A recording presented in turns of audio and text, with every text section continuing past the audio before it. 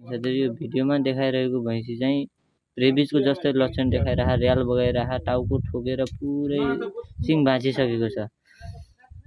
यसो बुझ्दाखेरि यो एरियामा चाहिँ भोला कुकुरहरू स्यालहरू आउने भएर ठोकेको शङ्का छ।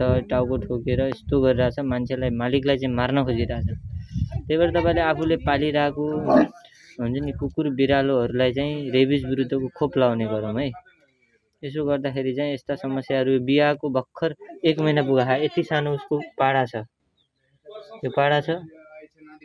यो पाडालाई त्यस्तो लक्षण त देखेको छैन, तर आमाले यस्तो गरिरहेछ।